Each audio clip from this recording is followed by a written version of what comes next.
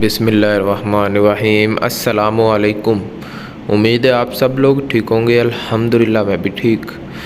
तो काफ़ी लोगों के कमेंट आ रहे थे KYC पर मुकम्मल वीडियो बनाएं, KYC में क्या टेस्ट होता है और KYC में अगर कोई टेस्ट फेल हो जाए तो फिर क्या होता है। तो मैंने सोचा एक मुकम्मल वीडियो जो 5 वीडियो में तकसीम होगी, तो इस 5 वीडियो में आपको फुल डिटेल से बताया जाएगा KYC में क्या होता है और कैसे पास होते हैं। अगर फेल हो जाए तो फिर कतर आ सकते हैं या नहीं आ सकते हैं। तो वीडियो को पूरा देखिएगा और आने वाली 4-5 वीडियो भी लाजमी देखिएगा। इससे आपको मुकम्मल पता मालूम हो जाएगा कि आप KYC कैसे पास कर सकते हैं। बाकी अगर कोई भी सवाल हो जहन में तो इंस्टाग्राम पर मैसेज करें, फॉलो कीजिएगा, फिर मैसेज कीजिएगा, फिर अपना सवाल दीजिएगा हमें, हम ज़रूर जवाब देते हैं। नाम स्क्रीन पर शो हो रहा होगा आपको। तो चलते हैं वीडियो की तरफ। सवाल ये है कि KYC क्या होता है और KYC कहाँ से होता है।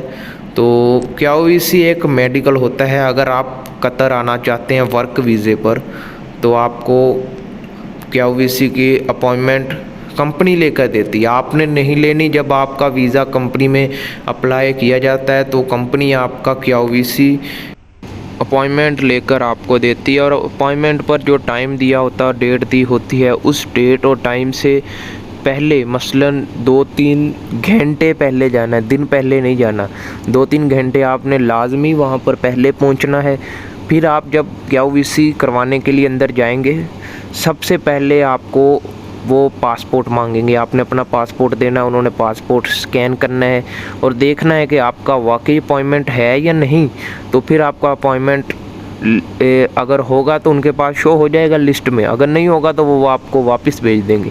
तो अपॉइंटमेंट होगा तो वो आपको स्कैन करके पेपर निकाल लेंगे और आपको एक सिम है जो कतर में ओरिडो फ़ोन की, वो आपको दे दी जाएगी। ठीक है, वो सिम लेकर आपने रूम नंबर 1 में वेट करना है बाहर। फिर आपके अंदर जाएंगे तो आपके पूरे हाथ के फिंगरप्रिंट लिए जाएंगे, आँखों को स्कैन किया जाएगा। फिर उसके बाद आपको रूम नंबर 2 में भेजा जाएगा। रूम नंबर 2 में आपका बॉडी का मसलन चेस्ट होती है ना, इसका एक्सरा लिया जाता है। बिल्कुल सारे चेस्ट का एक्सरा लिया जाता है। 5 से 10 मिनट में एक्सरा कंप्लीट हो जाता है। उसके बाद आपको रूम नंबर 3 में भेजा जाता है।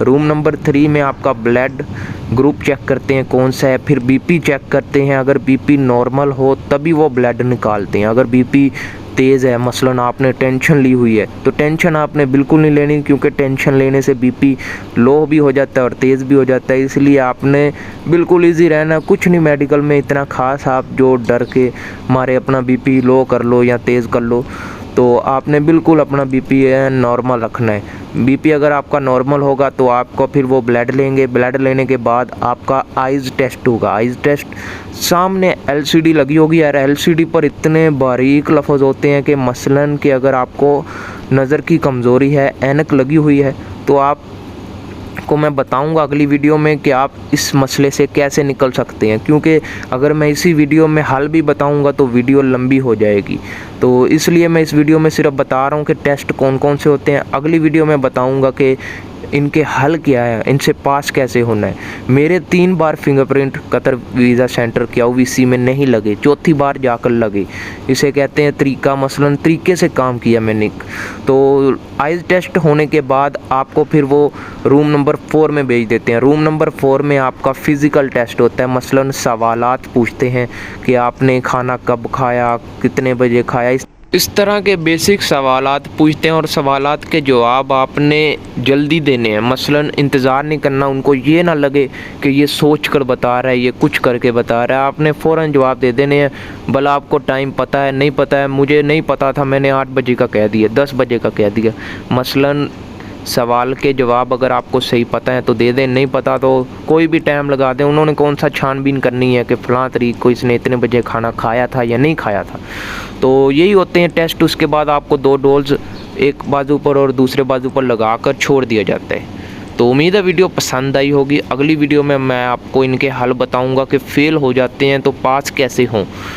चैनल सब्सक्राइब कीजिए, वीडियो लाइक कीजिए। शुक्रिया।